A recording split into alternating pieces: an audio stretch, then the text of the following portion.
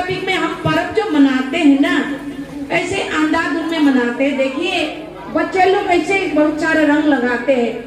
इस रंग के उपलक्ष्य में बहुत लोग ऐसे भी होते हैं, अंदर में मन में एक बदले की भावना से कुछ लोग रंग को बहाना करके कुछ बदला भी लेते हैं।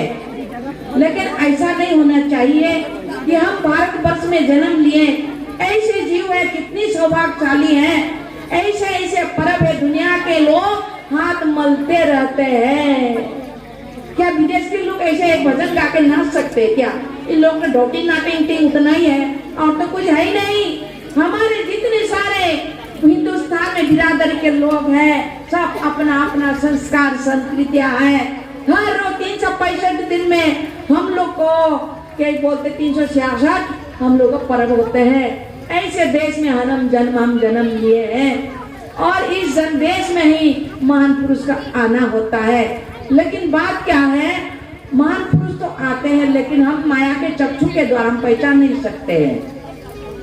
जैसे कि हमारे सबके अंदर ब्लड होता है, लेकिन क्या क्या कौन सी ग्रुप में है क्या है, उसके लिए एक मशीन की आवश्यकता होती है। जैसे कि छोटे छोटे चीज को देखने के लिए एक दूरबीन की आवश्यकता होती है, इसी तरह नाम में समाया सारा ब्रह्मांड, बिना नाम ज्ञान जाने न होगा कल्याण। जागो दुनिया वालों और जानो सत्य नाम, बिना नाम जाने ना कभी जीवन में कल्याण नहीं होगा। इसलिए कहते हैं मानो सबको जानो एक को।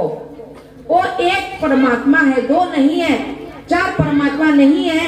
वो इतना सूक्ष्म है, जैसे कि एक हाथी को बांधने के लिए एक विशाल हाथी रस्सी की आवश्यकता होती है, लेकिन एक चींटी को बांधेंगे हाथी बांधने वाली रस्सी से हम बांध नहीं सकते हैं। उससे भी एक सूक्ष्म चीज होना पड़ेगा, जिसको कहते हैं साइंस, उसको अणु और परमाणु कहा जाता है। चीज जितना सूक्ष्म होगा उतना ही ताकत बढ़ेगा, उतना ही व्यापक होगा। वो नाम सबके अंदर है। तो मैं छोटी सी एक भजन भोजपुरी रखूंगी इस खुशियाली के माध्यम से, क्योंकि हम एक सब यहाँ आए हैं। थोड़ी देर में कार्यक्रम खत्म हो जाएगा, फिर वही घर के झमेले में हमको प्रवेश होना है। तो इसीलिए हमको एक दिन सबको जाना है, तो इसीलिए छोटी सी भजन रखती हूँ, मैं भोजपुरी भजन रखती हूँ। ओ दहिया से नहिया छूट जाइयो, दहिया से नहिया छूट जाइयो, चले प्रभु के भजनिया, दहिया से नहिया छूट जाइयो, चले भजनिया, चले प्रभु के भजनिया, चले प्रभु के भजनिया, दहिया से नहिया छूट जाइयो, चले प्रभु के भजनिया, दहिया से नहिया छूट जाइयो, चले प्रभु के भजनिया। माटी के दैया माटी में मिल जाए, माटी के दैया माटी में मिल जाए, माटी में मिल जाए, माटी में मिल जाए। बाबा मातारी को हार गाना आए, बाबा मातारी को काम आई, जय जय राम राम बोल के, जय जय राम राम बोल के, भजने प्रभु के भजनिया, भजने प्रभु के भजनिया, दैया से नैया छूट जाए, चले हरि के भजनिया, दैया से नैया छूट जाए हो, चले प्रभु के भजनिया। बहुत कठिन बात उत्तन पावल, बहुत कठिन उत्तन पावल, एक पल समैया देखा कावल, एक पल समैया देखा कावल। देखिए दुनिया के मायो, देखिए दुनिया के मायो, चले प्रभु के भजनिया, चले प्रभु के भजनिया, दैया से नैया छूट जाओ, चले प्रभु के भजनिया, नैया छूट जाई हो, चले प्रभु के भजनिया।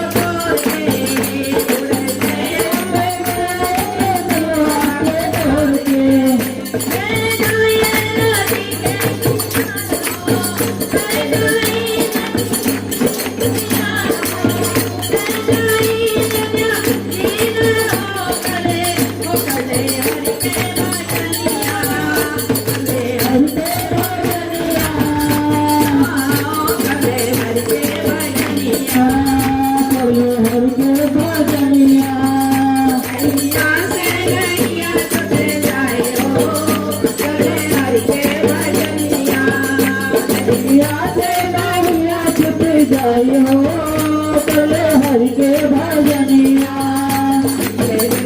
माटी में मिल जाए, माटी के दैया,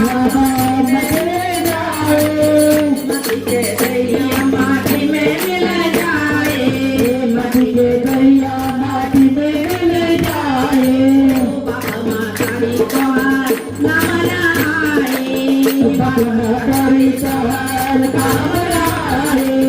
कलिजे में राम नाम बोल के, कलिजे राम नाम बोल के दैया से नहीं होते, चले सबके भजनिया, दैया से नहीं छुप जाई हो कल प्रभु के भजनिया चले हरि के भजनिया, कल हरि के भजनिया चले प्रभु के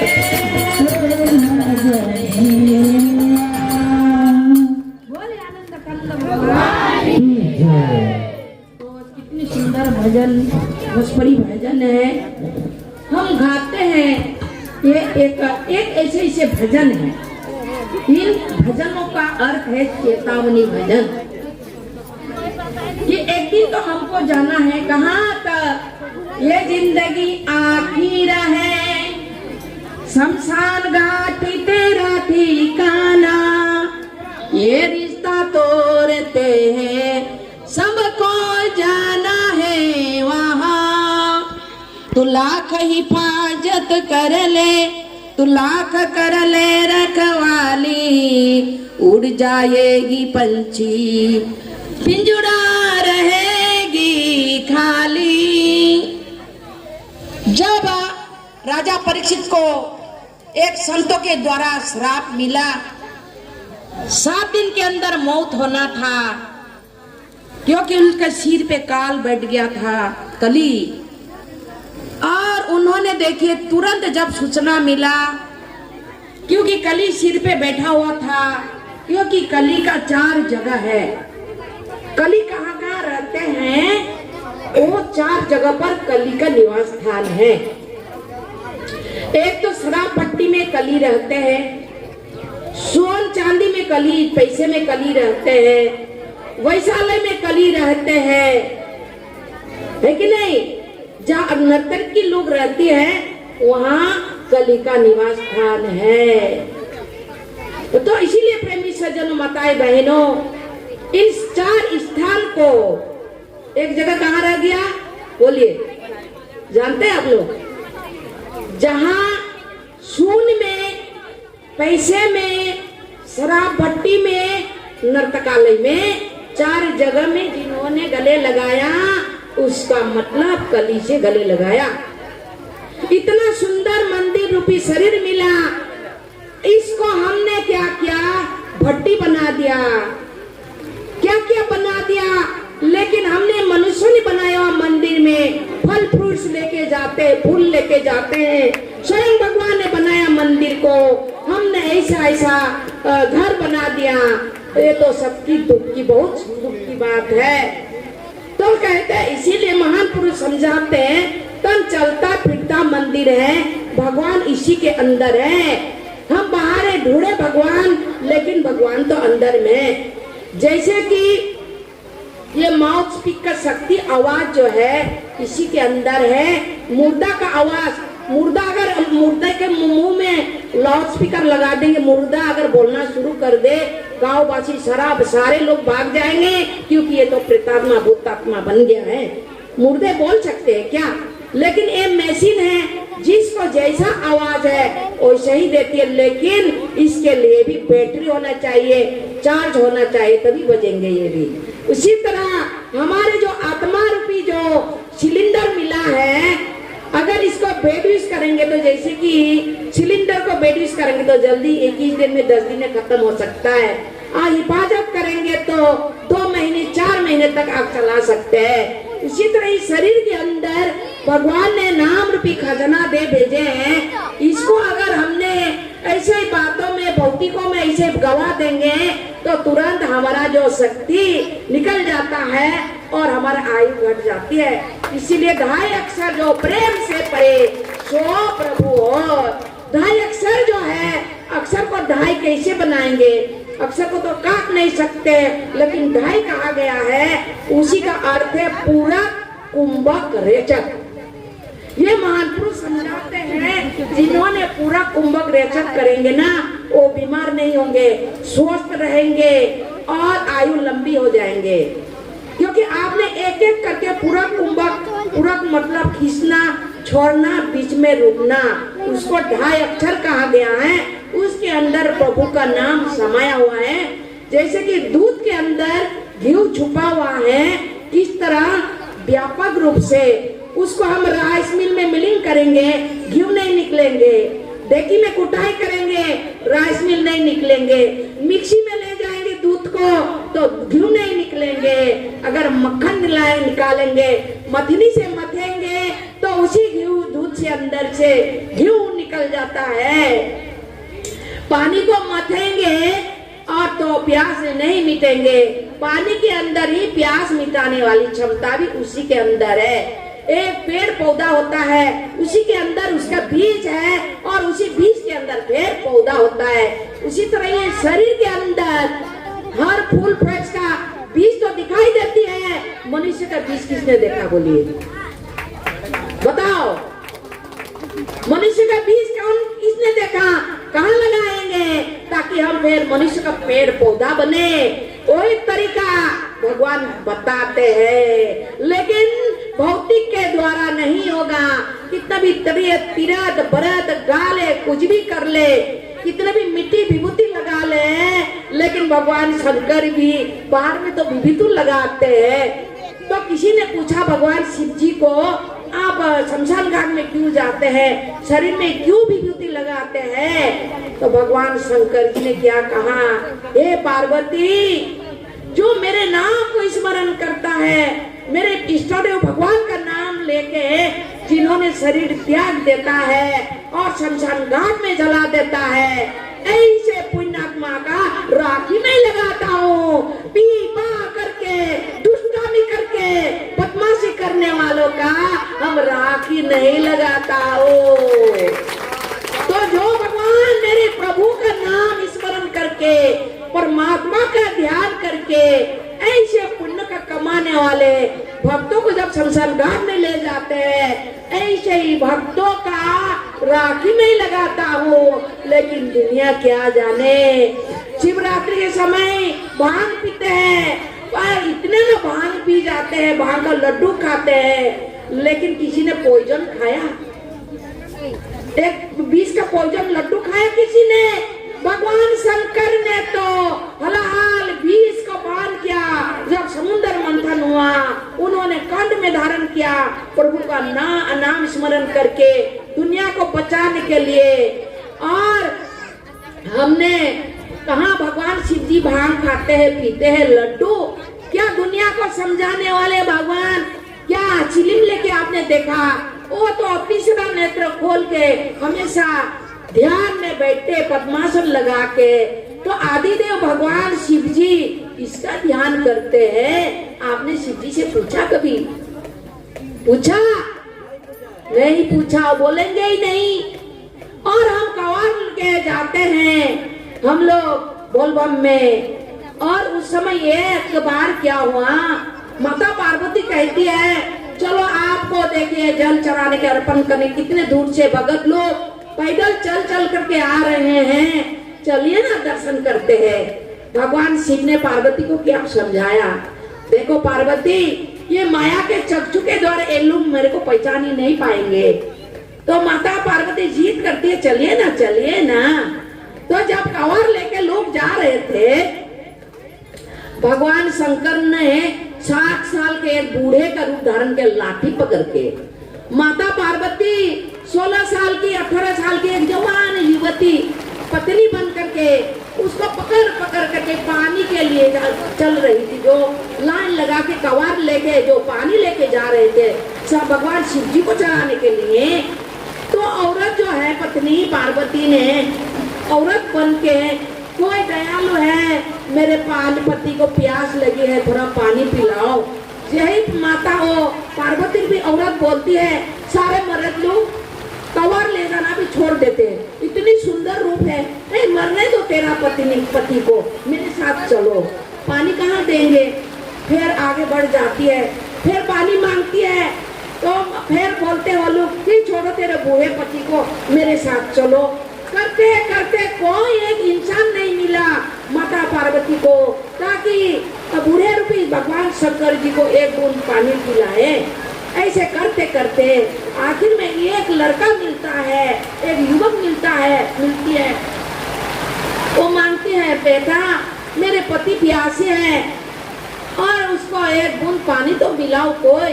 तो लड़का सोचता है, चलो अगर जीव भी अगर शिव है, मैं तो एक चेतन जड़ बच्चों को पानी चलाने जा रहा हूँ, ये तो एक चेतन है, ये तो वृद्धावस्था है, कितनी कष्ट से ये पकड़ पकड़ के ले जा रही है, तो चलो इसको ही मैं पानी पिला देता हूँ। और बुला करके सारे पानी को पिला देता है।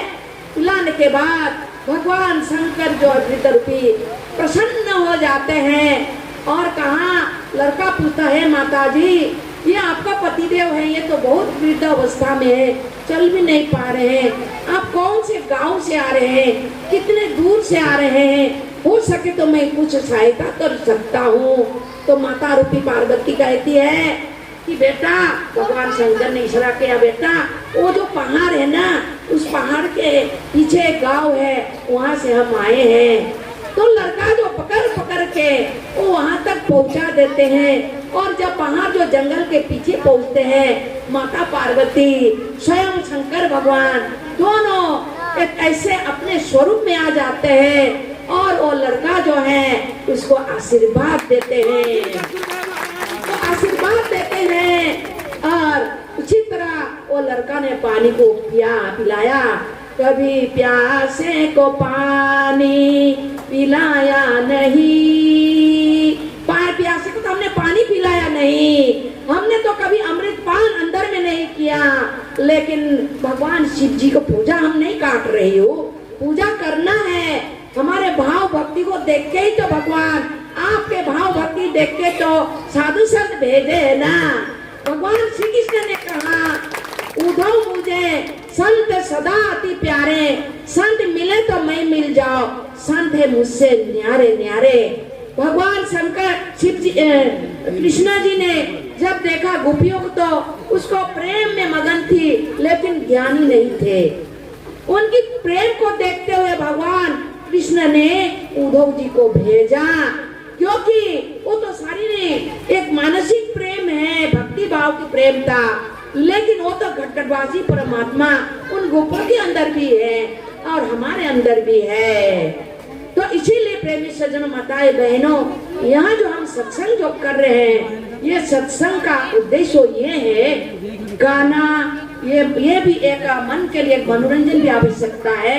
आखिर में तो हमको वो परमात्मा की ज्ञान को जानना है और जनाने के लिए, और भक्तों ने इन गांव वासियों को भी समझाएं, ताकि समय की गुरु महाराज जी आए हुए हैं और ध्यान को लेकर के अपने परिवार को, या कोई परिवार तोड़ना नहीं, कर्म छोड़ना नहीं, लेकिन परमात्मा को जान के अपने पारिवारिक कर्म करेंगे तो आप सुख से संसार से चले जाएंगे।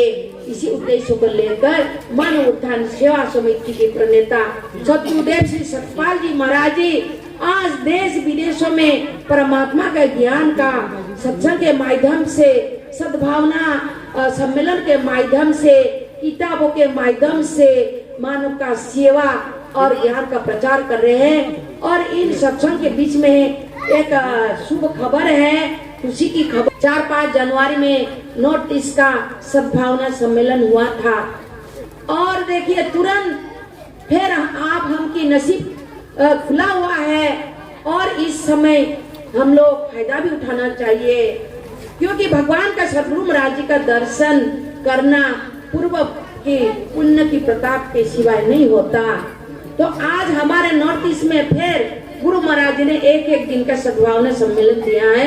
इसी महीने के मार्च महीने का 23 तारीख को बोंगाई गांव में हम लोग का मानव उत्थान सेवा समिति का आश्रम उद्घाटन करने के लिए श्री गुरु महाराज जी का सुपुत्र, ज्येष्ठ पुत्र श्री विभू जी महाराज जी और श्री गुरु महाराज जी भी पधार रहे हैं। और 25 तारीख को खटखटी दिमापुर और दीमापुर के शहर का बगल में हम लोग का बहुत बड़ा आश्रम है, वहाँ भी गुरु महाराज जी पधार रहे हैं। देखिए प्रेमी सज्जनों, खाना पीना सोना सब काम है पशु समाना।